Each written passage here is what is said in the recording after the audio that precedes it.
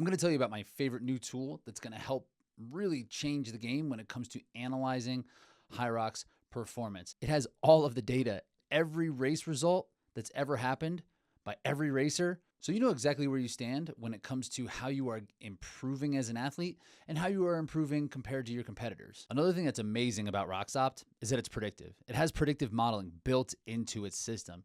So you can understand where your high end is and where you will probably fall in these races is pretty accurate when it comes to predicting how well you're going to do and how you are improving down the road. This is something that you just can't get anywhere else. And it has nuance. Hyrox, yes, it's objective, but also things kind of change based on course to course. There are some outliers or things within the race itself that just like a blanket spreadsheet won't really pick up. But because RoxOpt is built by a Hyrox athlete, you can trust that it does have the understanding of what these races are and what the data really means. So now let's go through a race report of an athlete that I coach so I can go through and take a look at his data to help him understand what he needs to do to get better for his next race. So here we are in the RoxOpt PDF that you will get for each race report. So right away, this is for an athlete who has coach who ran over in Rimini, and we're just going to take a look at his performance and what it all really means. So at the top, you're going to get a look at his total time versus personal best, right around the same time of what he ran in the past, 12 seconds difference. His run time was faster. His run rock zone was faster, and his station times were a little bit slower. So we're going to go in here and take a look and see what we can figure out about this actual race. So the thing you're going to see right from the jump is that this kind of plots things out and kind of where you stack up against the competition in terms of each zone and in the percentage of finishers. So it's a great snapshot of what things look like. So I really enjoy just having a really quick way to kind of look and see how the race just went in general. So right away, you're going to get some hard data as to just how things went. Because this is a predictive model, you can take a look at the race pace here and how things kind of changed based off each station. So you start where RoxOpt believes your general potential is going to be for this race. And in here, you can see things were a little bit slower, and then through the push and pull, things got faster. John did a good job of driving through these stations, which is something we worked on quite a bit. And it stayed consistent all the way through. Where he lost time was on the back end of the station. So right away, for me, this tells me that there was just a little bit lack of juice in the back when it comes to muscular endurance for lunges and for wall balls, or just a bit of capacity. So there's capacity that you can have for wall balls and lunges, but you need to make sure that you have that toward the end of the race. And we may have missed the mark just a bit on this race here. So either needs more capacity later, or pacing-wise, we need to be a little bit more conservative up front so that things can kind of gradually get faster as we move on forward. So what RoxOpt is going to do for you, it's going to give you your performance versus your predictive potential. So it puts you in 5 different silos from excellent to poor, and then you can just kind of see where things kind of plot out for you and how that is going to change throughout the race. And because it has all of the results, it knows exactly what you've done on all of your stations ever. So it gives you an idea of like, hey, on your fastest day, you can expect to be around 409 on the skier. On your worst, 437. And in this race, he was kind of like right in the middle, right around where his expected potential would be.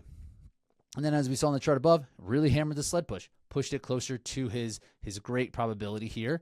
And then the sled pull, the burpee broad jumps, the row, they all suffered a little bit. Farmers were solid and then suffered a little bit on the back here. But his run was great. So again, as we're talking, it's a game of push and pull.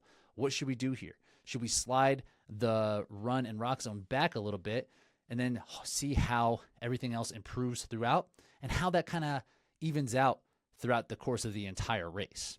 So this is just a great way to just look at how all the splits are and really what you can expect and how to kind of plan your next race and how your previous race went and how things could change going forward. So at this point, if you've done any bit of Hyrox, you understand that running is the number one most important thing, and it's the thing you're doing the most, and it's what's going to have you improve the most time. In general, what we'll see from all of the data is that the more consistent you can be on these runs, the faster your times really end up being at the end. So you can see with John's here, he was able to be very consistent. And what I love is that it knows Hyrox. The first run and the last run, they're not usually the same. They can be shorter or longer just based on the course layout. So it's really hard to take those and work those into your consistency average, where in these middle runs, you can kind of tell the story of how consistent you were with the running. So in this chart up here, you're going to see your run percentage variation, runs 2 through 7. Basically, how consistent were you throughout this race? And in his race, he was 2.7% from his fastest to his slowest, which is great, which is excellent, which you would say up here. And again, this is taking all of the race splits from all time, from everyone. So this isn't just excellent from him, it's excellent for anybody, which is great information to have. His last race, there was an extra lap in there, so this percentage doesn't really work, but this was his personal best when it comes to consistency, and it was his personal best run time as well. And then as we come down even further, you can see how all of your races are plotted next to each other with this runtime percentage variation. So you can see his Rimini is his fastest and basically ties his PR, where this was a bit of an outlier. He was just on one this day, ran an extra lap, and still kind of came pretty close to running his PR, or did run his PR. So generally, we're going to see your faster times be more consistent throughout, and this just kind of plots to just prove that point. And then you can look exactly at what the last race looked like versus this race. So from his previous race in DC, of course, his run time is much faster with the extra lap, of course, but also just in general, you take that out and that's still going to be a part of it. But again, we see where the time was added, sled pull, burpee, broad jumps, and really on the back end here with these wall balls. So same kind of thing.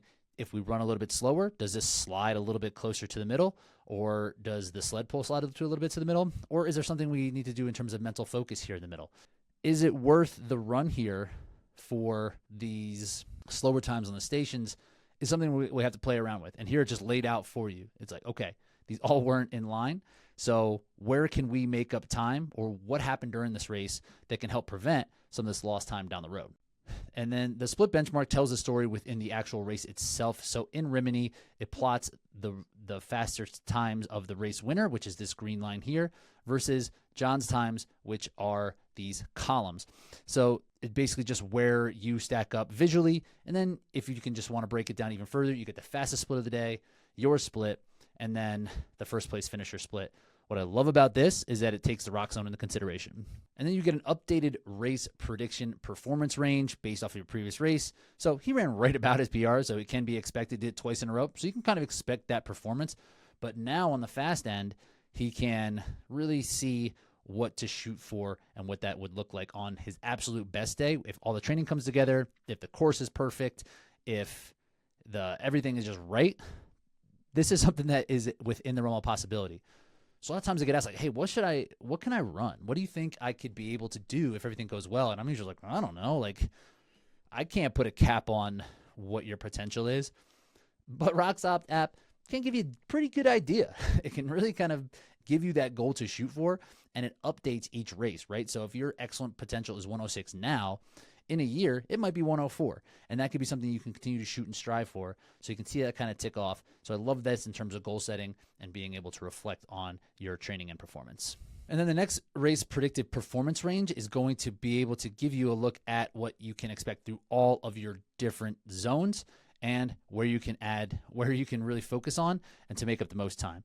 And you'll see that the ski and the row, farmers, there's not a ton of time to make up there. So there's not a ton you can do in terms of within the race of the pacing to change things. But the sled pull is a big emphasis. The sled push is a big emphasis. The running, of course, is a huge range, and the wall balls too. So this just gives you a good idea of like how to plan out your next race. Like if you were at your best, like, okay, maybe I'll shoot for a 203 push, and you could train toward a 203 push. So you know what that feels like, you know what that cadence feels like, and you know that that's really kind of the high end of what you're capable of doing now. Or if you're like, let's see what happens if I just choose to go for 302. Does that then make my sled pull 325? And do you make up all that ground or most of that ground? And then you can play with this over here so you can come up with a race plan for your next time through. So another question I get asked quite a bit is like, hey, what do you think if I did pro next time? What do you think I could expect? And same kind of thing. It's like, well, I've generally found it's about 5 minutes, but that is based off of literally just looking at things and very few data points. But RoxOpt will give you a good idea of what you can expect. And since this race report in Rimini, John has run pro. and he ran 123. He was right at his expected. So the numbers just don't really lie here, and this can give you a good expectation. It's like, okay, am I ready to run pro? And if I do go pro, what can I expect out of my total time? So this is a really cool thing to help kind of give you that nudge or help you understand like what division you should sign up for next. And this chart is a fun one. It gives you a good idea of what the results are looking like from each region. So if you're looking at to plan your season and you're like, hey, let's see if I can get what am I going to need to chase the podium in Birmingham? It's like, all right, 66-12. Let's try it. And then it gives you a probability of what you could expect to be on the podium. So if you would go to Cape Town, be a pretty good chance. But also it's the first time it's being run there. And, it only takes a couple athletes to come in to throw this all off. So just take this for a grain of salt. And but it is just a fun chart to kind of look at when you're planning your next season. And then finally, you get your race history. This is a really important chart for your own personal progress. It also plots out how things are kind of changing throughout your actual race zones. So I love this chart. It will update each time. You'll get a good idea of what it looks like and where you're going to go and how things are progressing forward and how much and how far you've come. Because really, in John's case, he started at a 126 and now he's at a 114, which is really at the end of the day what we want to do here and what we're all trying to strive to be better for. So it's a great reminder of the hard work that you put in. And also it helps understand, like, if you do hit a bit of a plateau or if you hit some frustrating races, when you raced well, like what happened, like what did go well and how did things kind of pace out. So I love this chart. I think this is the most important piece of the entire thing, how you do versus you. So that's it. That's the full race report. A lot of good stuff in there. So RoxOpt is going to be an absolute game changer when it comes to my process for myself, how I plan my training, how I plan my races, how I plan my training for the athletes that I'm coaching, and how I'm going to help them improve their race performance. So I highly suggest you take a look at this thing. It is unlike anything that I've seen out here on the market. And again, there's just so many elements of this that you can't get anywhere else. And it's going to help you get better. That's the bottom line. It will make you faster if you take advantage of these type of metrics and understanding them and understanding why they are happening. So take a look at the link down below, get your race report right now, and I'll talk to you soon.